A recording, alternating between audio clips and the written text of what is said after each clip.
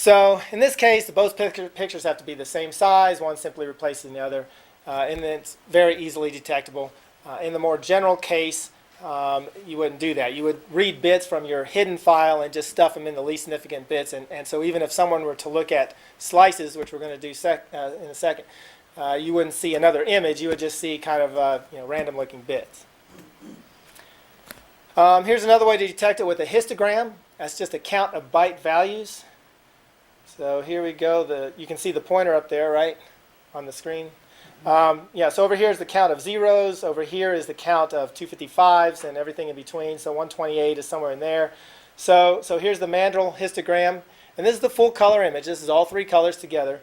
And then here's the Dalmatian histogram. Well, now, here's the histogram for 1 bit of the Dalmatian hiding in 7 bits of the mandrel. And just looking at the histogram, you can clearly see there's some anomaly there. And then as you add more and more bits, it becomes noticeable that this histogram looks really strange as compared to the smooth histograms that you saw before. So this technique is very easily detectable. And then here's with 5, 6, and 7 bits. Of course, on the 7th bit here, it almost looks like the Dalmatian histogram. And then over here is just the Dalmatian by itself again. So just kind of transitioning from 0 to 8 bits there from one image to another. All right, this is just showing what conceptually slicing something into bit planes will look like. Like you take a section of pixels, some section, I don't know if this is 8 by 8, looks like more it's 12 by 12. And then you can kind of consider each bit a plane in and of itself. And we're going to use that shortly. But here's the mandrel with nothing hidden sliced into bit planes. So here's bit 7 alone. So you get the pointer going here. Bit 6 alone, bit 5 alone, and so forth. Okay. So you can see, with bit 7, that's most of the information. Bit 6 provides a lot, bit 5 some, and then from there it goes down, and down in the lower 3 bits, almost all random-looking noise. And that's why we can replace those bits. There's the same thing with the peppers hidden. Certainly now, the top 4 bits you see the mandrel, and the bottom 4 bits you see the peppers. All right, any questions up to this point? Okay, going too fast or anything? Good? Okay. All right, so now let's talk a little bit more about an advanced substitution technique, bit plane complexity segmentation. There's a number of papers out there on this type. I don't know, last time I checked, maybe 5 to 10 papers on various ways to do this. It's kind of interesting. Somebody will publish a paper. Someone will come out and figure out a way to break it. Someone will figure out a way to make it better, and it just keeps going. I'm sure as grad students, y'all are familiar with that type of process. As soon as you publish the unbreakable code, somebody comes along and breaks it. It's a little bit more advanced. It's kind of an adaptive LSB technique, and I leave out some details here for brevity. But basically, we're going to spread the message across several bit planes. Okay, and just looking again at the mandrel, the most significant bit, and the least significant bit here, and the Dalmatian, most significant bit, least significant bit, you can see that this has a lot of solid areas, okay, whereas this has a lot of noise-looking areas. Same thing for the Dalmatian, very solid, very noisy. And so what BPCS does, in a nutshell, is it measures a bit plane and says, is this complex? And if it's complex, meaning it looks kind of random, then the idea is that we can take our data we want to hide and replace the complex data in there, because visually, when you look at something complex from far away, you can't tell the difference. Like, in a newspaper, it puts a lot of black dots there to make it darker or lighter, and if the dots were slightly misaligned or turned around a little bit, from a distance, you're still going to see the same shade of gray, and really without being able to tell. And so that's kind of the concept behind BPCS. So basically, the image is sliced into bit planes, and a complexity measure is taken for each region. Typically, the region's 8 by 8, and 8 by 8 is a very frequent image block size. They've done experiments. Jpeg uses 8 by 8. They've tried 16 by 16, 4 by 4, and it tends to come out that 8 by 8 blocks just are the best overall. Okay. And this complexity measurement used in this reference paper, the basic paper, is just a simple, what's called a border measurement. Okay, so basically, remember, we're on one bit plane, so you're going to have a 1 or 0. So it just counts how many changes there are. and it'll go in the vertical direction, how many changes are there, horizontal direction, how many changes are there, and then it determines the complexity by that. So solid white would have 0 complexity, no changes. Checkerboard pattern has the max complexity, and I think that's 112, if I recall correctly, in an 8x8 block.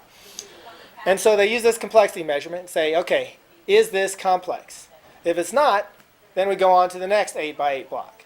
And they do this for each bit plane. So they go at the bit 0, bit 1, bit 2, all the way down to bit 7. Okay? Although, as you saw, you're probably not going to find a lot hidden in bit 7 because there's not many complex areas. So here's the formula. Pretty simple. K is how many changes. M is the maximum. You get a ratio. Experimentally, the authors determined that the threshold to say that, yes, this is complex would be about 0.3. If it was less than that, then it wasn't complex enough. And if it was greater than that, then it was complex. Got to keep it less than 0.5. We'll see why shortly. And here's just a quick graphical example. Okay, the block on the left is not going to be very complex, not many changes. Block on the right, lots of changes, going to be more complex. So once it's determined that a region is complex enough, we take our data that we want to hide and replace it. Okay, so now these are 8x8 squares on a single bit plane, so we got 64 bits there. So you grab 64 bits of data and replace that. But now there's a problem during extraction. So any of you see what the problem during extraction is going to be? Yeah. Known what the complex areas were on the original image before you hid the information inside of it? Knowing where the... Well, I mean, you've got to be able to figure that out, but consider if the region's not complex, we leave it alone, and so the extractor comes along and measures it and says, with the same formula, same threshold, it says, no, this is not complex, so it leaves it alone also. And then it comes across some data, it says, yes, this is complex, and so then it says, this is my data, and extracts it. So I think you're kind of onto it, but not quite. So if the image is naturally complex, then it may confuse? Now, if the image is naturally complex, then it says, yep, this 8x8 region is complex, and it replaces it with your hidden data. You don't know where to extract that. You don't know what to extract?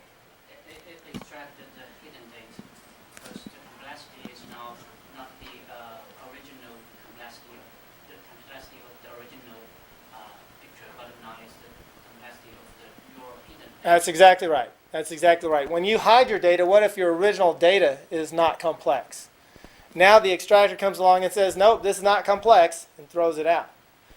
Okay, so you have to deal with that solution. That's exactly what it is. And the way they deal with that, the solution they came up with was to conjugate the data. And basically, that's simply XORing the data with a checkerboard pattern. Okay, so this will guarantee that your data is complex enough, because when you conjugate it, if your complexity measurement was 0.2, now it's going to be 0.8. It's 1 minus alpha. Okay, and that's why you have to keep that complexity below the threshold below 0.5, because if you allowed a complexity of 0.6 before you said this was complex enough, and you put 0.55 there, when you conjugate 0.55, then you're going to get 0.45, and you're still not going to meet that 0.6 threshold. Yes? What if you wanted to hide a checkerboard pattern? Then it would already be complex enough. And so you have the original image and you say, this is complex. I grab my checkerboard pattern, replace it there, and when the complexity measurement is taken, it is also complex. But you don't know, then when you extract it, if you use the checkerboard pattern to make it more complex. I think you're on to something which is coming up, because there is one more problem, and I think you're onto it.